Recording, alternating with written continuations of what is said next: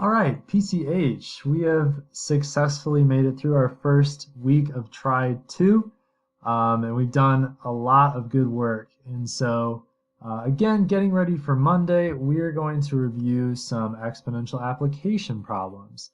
So when you're looking at the screen here, you'll see a bunch of formulas that should look familiar to you because you learned them last year. But the question is, do you remember how to use them? And so that's essentially what this video is going to be doing, is just a quick review of the problem using each of these examples. And so we'll go ahead and start with this first one on half. And so we will go ahead and get started with this first problem on half-life. When we read the problem, we see that the half-life of palladium is 4 days, and after 16 days, our initial sample has been reduced to a mass of 0.75 grams. And we are supposed to determine the starting mass.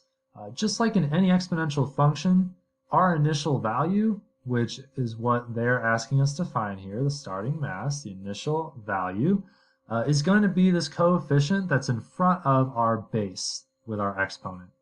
And so we are trying to solve for a of 0 here. And so in order to do that, let's go ahead and plug in all of our information. It tells us that our final amount after 16 days is 0.75 grams. Solving for our initial amount, the base of 1/2 always stays the same. A time of 16 days over a half-life, which is what H stands for, of 4 days. Now we have everything where it needs to be in order for us to work on solving this problem. And I noticed that the first thing I should do is divide 16 by 4 in my exponent to get 1/2 to the 4th power. And when we plug that in,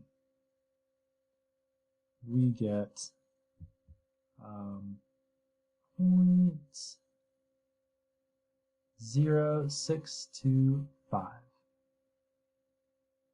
Of course, a of 0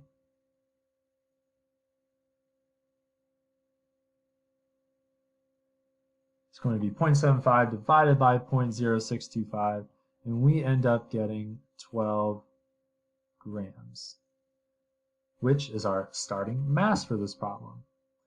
Next, we'll go ahead and move on to compound interest. And so, in this example, we're hoping to purchase a new car 4 years from now and want to spend $10,000. We found a bank that's going to offer 4.5% interest compounded monthly. How much money must we invest now so that we can have $10,000 in 4 years? Again, just like in our previous problem, and I'll go ahead and switch my pen color here, we are looking for our initial value. How much must we invest now, originally, in order to have $10,000 at the end? And so when we plug $10,000 in for our final value, again, solving for our initial value, we have a rate of 0.045 over n, which is compounded monthly. It's going to be 12 for monthly, times our total amount of periods, which is going to be our months per year. We have 4 years. All right, I'm going to have you guys help me out on this one. What do you get when you solve for a of 0?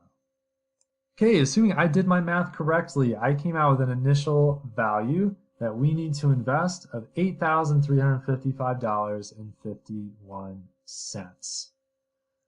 Awesome. Let's move on to our population problem. So we see here that a culture of bacteria started with 6,700 bacteria. Again, we know that that is going to be our initial amount, a of 0. If it decreased at a rate of 17.8%, write an equation that can be used to model the population over time. So this one, we are only focused on writing a function, not necessarily solving for any value here. And so we'll just go ahead and plug things in. So of course, we're always solving for a.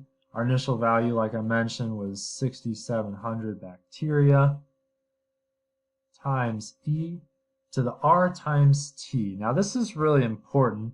When it comes to writing in your rate, it is really important that you're paying attention to if a population is increasing or if it's decreasing, because that's going to determine the sign of your exponent. And so in this case, we see that our population is decreasing at a rate of 17.8%. And so when we plug that in for r, we need to make sure that we have a negative in front of our rate here. So a negative 0.178 times t. And that's our equation. Lastly, we will do a problem on growth and decay.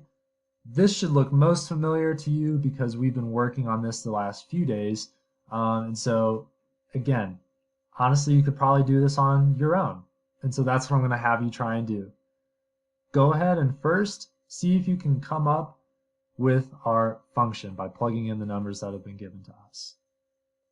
All right, when I plugged the numbers in, I had an initial value of a lot of people.